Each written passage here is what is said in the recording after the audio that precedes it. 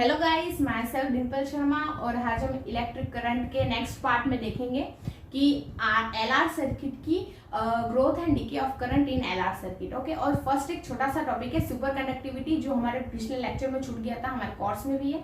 उसको एक छोटे से टॉपिक को देख लेते हैं। ओके, हेडिंग डालेंगे super conductivity.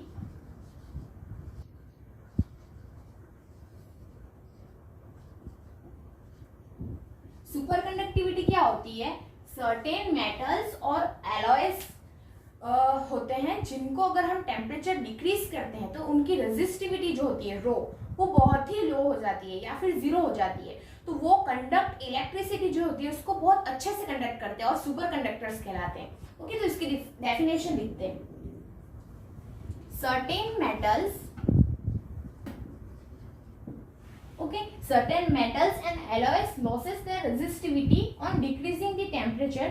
This phenomenon is called superconductivity and the metals and alloys are called superconductors. Okay, इसका एक एग्जांपल है mercury. Example Hg at 4.2 Kelvin, at 4.2 Kelvin it loses its resistivity, so it is also a superconductor. Okay, and ये जो 4.2 kelvin है वो इसका critical temperature कहलाता है।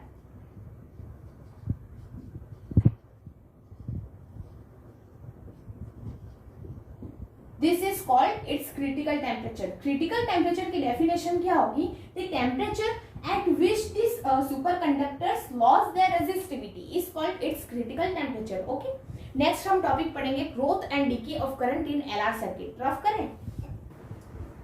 सो growth and decay of current in LR circuit. सबसे पहले एलआर सर्किट हमने यहाँ पे बना दिया है। बैटरी हमने इसको कनेक्ट कर दिया है बैटरी से, और ये है DC supply, direct current. Okay, DC supply है हमारे पास। ओके, और जब ये जो की को हम क्लोज करेंगे, एस को बंद कर देंगे, तब यहाँ पे करंट आई फ्लो होगा। ओके, तो हम केवीएल यूज करेंगे, बाय केवीएल।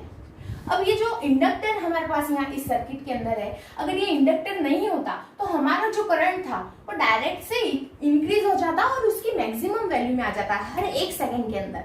बट अभी ये जो इंडक्टर है वो इस करंट के फ्लो को अपोज करेगा। इंडक्टर का काम ही होता है अपोज करना। अगर करंट कम है तो करंट को बढ़ाने में उसकी हेल्प करता है, और अगर करंट ज्यादा फ्लो हो रहा है तो उसको अपोज करता है।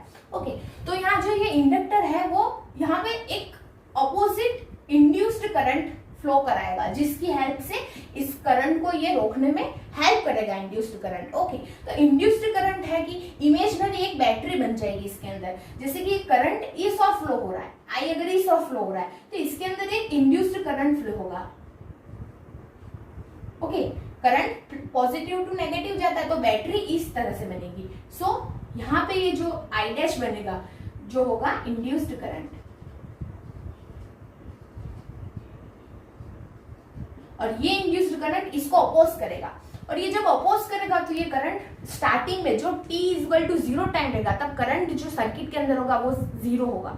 Okay, at t equal to 0 I is equal to 0। Okay, और at t is equal to infinite time पे I is equal to I not, और I नॉट क्या है? इसकी steady state. Okay, steady state बोलते हैं, और आई नॉट है करंट की मैक्सिमम वैल्यू उस सर्किट के अंदर। ओके, और at t equal to 0 I 0 था तब इनिशियल कंडीशन थी।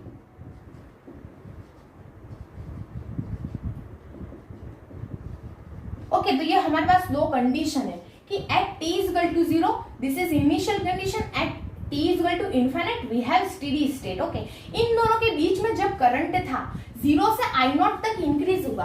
अब हम पढ़ क्या रहे हैं? एलआर सर्किट के अंदर जब करंट 0 से I नॉट तक इंक्रीज होगा, उसके बीच में जो गैप था जब करंट धीरे धीरे ग्रो हुआ होगा, वो ग्रोथ जो थी करंट की वो हम पढ़ रहे हैं। तो फर्स्ट में between time t equal to 0 to infinite, 0 to infinite के बीच में जब करंट था वो I इज इक्वल टू 0 से I नॉट तक चेंज हुआ। इसके बीच में जो करंट का जो ग्रोथ हुआ था वो हम पढ़ रहे हैं एलआर सर्किट के अंदर। अगर ये L नहीं होता, इंडक्टर हमारे पास नहीं होता, तो ये current directly I not maximum value पे पहुंच गया होता, बट हमारे पास इंडक्टर है जो उस करंट के फ्लो को अपोज कर रहा है। सो इंडक्टर की वजह से करंट फिर धीरे धीरे, पहले तो ग्रो नहीं होगा, जीरो रहेगा, बट फिर धीरे धीरे ग्रो होगा। ओके, तो हम वही ग्रोथ ऑफ करंट पढ़ रहे हैं, तो हम केवीएल रूल लगाएंगे। केवीएल रूल के अकॉर्डिंग हमने एक लूप चूज किया। सबसे पहले हम इस लूप में, इस केवीएल क्या होता है, केवीएल होता है summation of V is equal to 0, यही केवीएल होता है। पूरे एक लूप के अंदर जो पोटेंशियल का सम होता है वो 0 के इक्वल होता है। ओके, तो हम यहाँ फर्स्ट में एक लूप चूज कर लिया हमने। अब ये हमने की क्लोज कर दिए, सर्किट पूरा स्टार्ट हो गया और करंट इसमें फ्लो हो रहा है। अब हम देखेंगे कि यहाँ पे केवीएल देखेंगे, तो फर्स्ट में यहाँ से हम स्टार्ट करेंगे जाना। ओके, लूप हमने चूज की। अब यहाँ आएगा ये प्लस का V, क्योंकि अगर यहाँ ये स्मॉल था वो लोअर पोटेंशियल है और ये जो पॉजिटिव एंड है वो हाइयर पोटेंशियल है।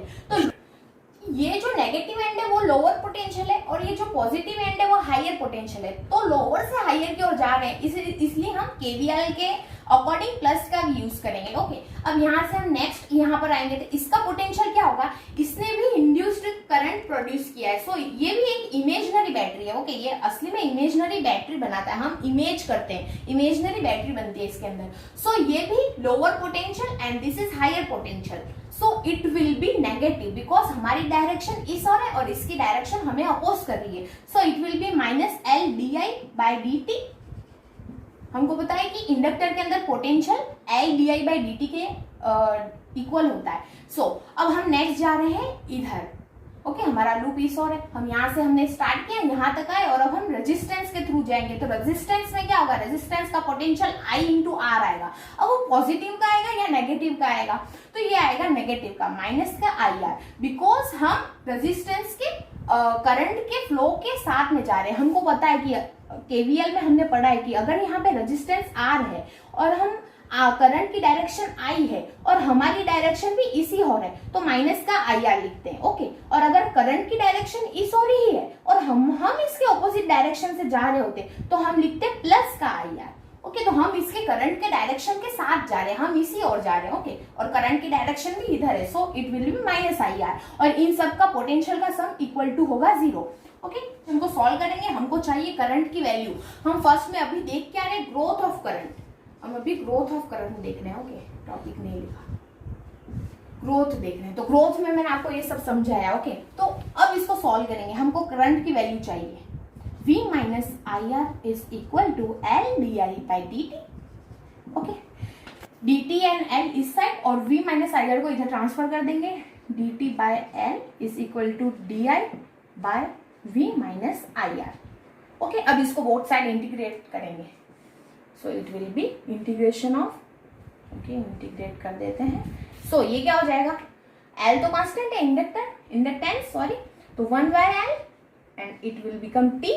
एंड यहाँ पे क्या हो जाएगा, हम जानते हैं कि integration of 1 minus a minus bx dx is equal to log, इस पूरे को x मान के करते हैं तो 1/x का होता है log x, तो इस पूरे को log x लिख देंगे, log a minus b of x। Okay, इस पूरे को x माना, अब इस पूरे को x माना, अब इसका डिफरेंशिएशन करो, तो इसका डिफरेंशिएशन a तो कांस्टेंट है 0 और यहाँ क्या आ जाएगा, माइनस का b बच जाएगा। सो इसका डिवाइड कर देंगे माइनस का b। ये एक फॉर्मूला भी है, आप लर्न भी कर सकते हैं और मैंने इसको आपको समझा भी दिया। ओके, तो ये सेम फॉर्मूला हम यहाँ पे यूज करेंगे। तो यहाँ पे वेरिएबल क्या है, करंट है और R और V कांस्टेंट है फिलहाल इस इंटीग्रेशन के अंदर। ओके, I के रेस्पेक्ट में कर रहे हैं, तो ये क्या, इस पूरे को x मानेंगे, इस फॉर्मूला के अकॉर्डिंग इसका आंसर क्या आ जाएगा, it will be become log V minus IR minus 1 by R। Okay, minus 1 by R। Next R को यहाँ ट्रांसफर कर दो, plus C। Okay, plus C भी होगा, हमने लिमिट नहीं लगाई है इसलिए कांस्टेंट भी आएगा।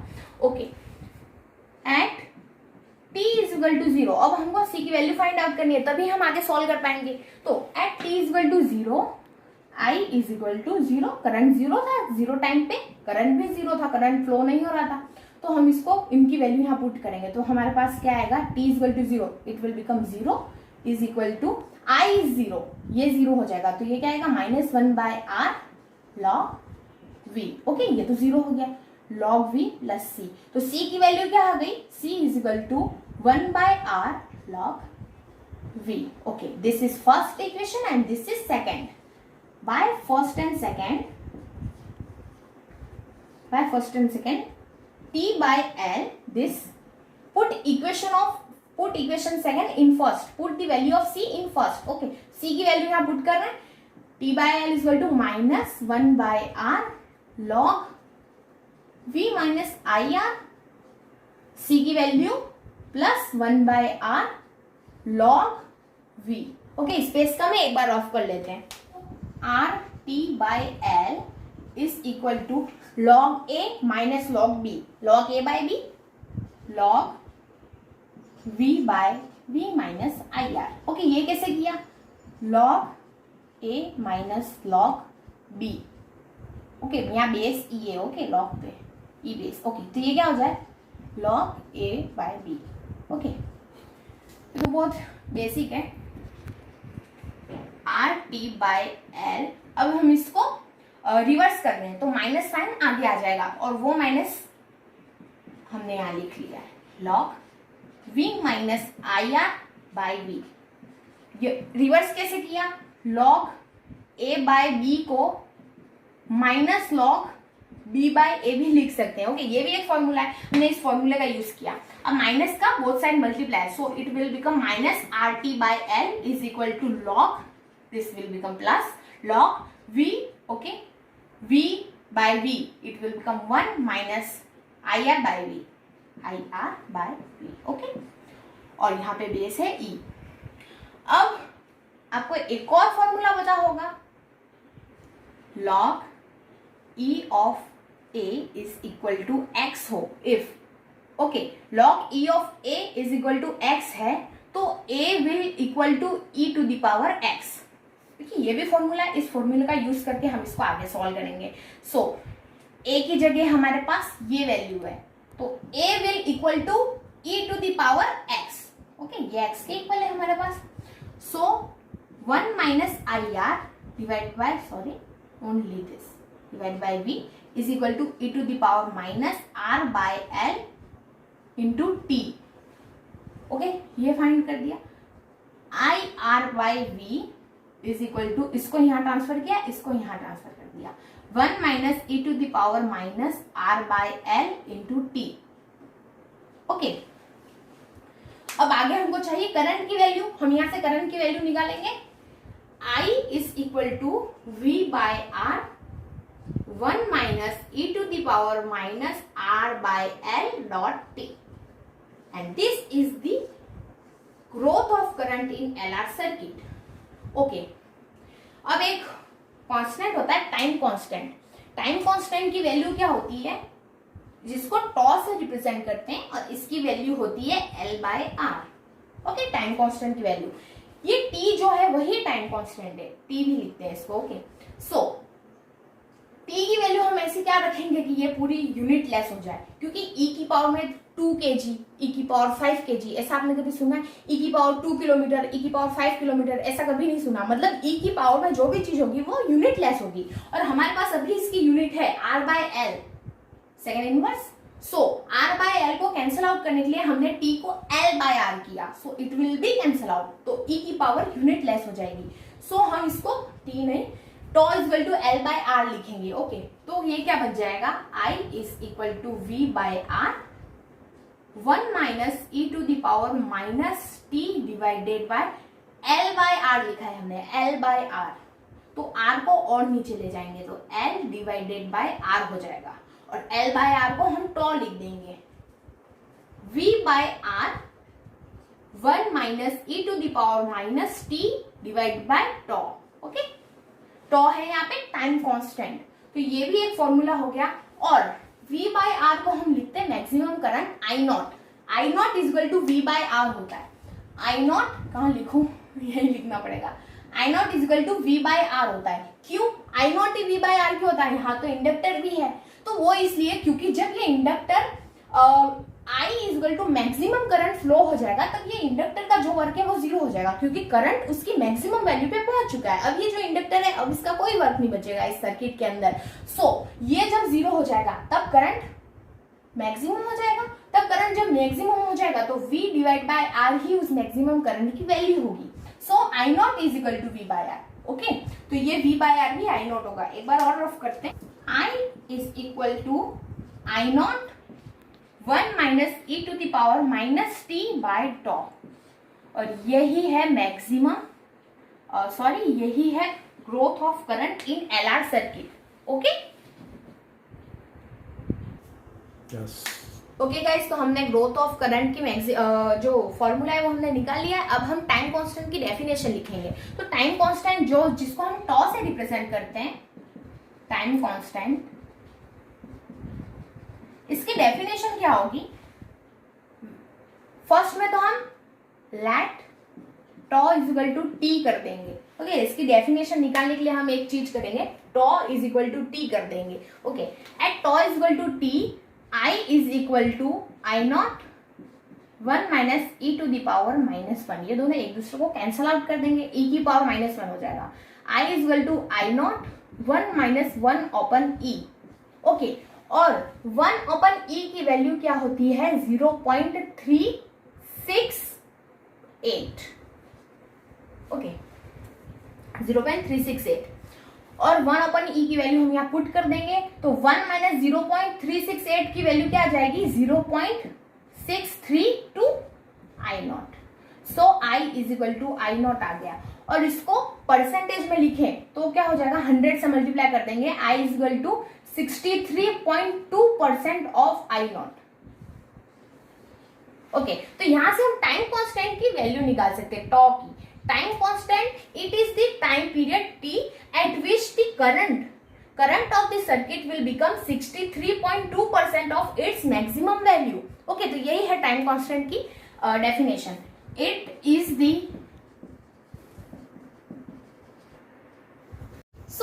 the time period at which the current will become 63.2% of its maximum value. Okay, इस सर्किट के अंदर growth of current in LR circuit के अंदर जो करंट फ्लो हो रहा है वो 63.2% हो जाएगा आई नॉट के।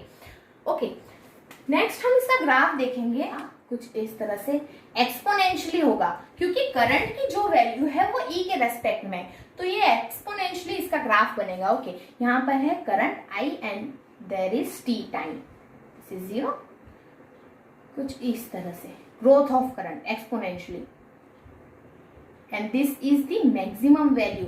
ये मैक्सिमम वैल्यू को कभी टच नहीं करेगा, ये एसिम्पटोट बन रही है एक तरह से, एसिम्पटोट जो इनफाइनाइट ब्रांच तक जाती है उस लाइन के। ओके, और यहाँ पे होगा हमारा I is equal to 63.2% of I naught, और this is time tau. Tau पे I जो है वो 63.2% ऑफ आई नॉट हो गया है। ओके, तो ये है हमारा टाइम कांस्टेंट और ये है इसका ग्राफ।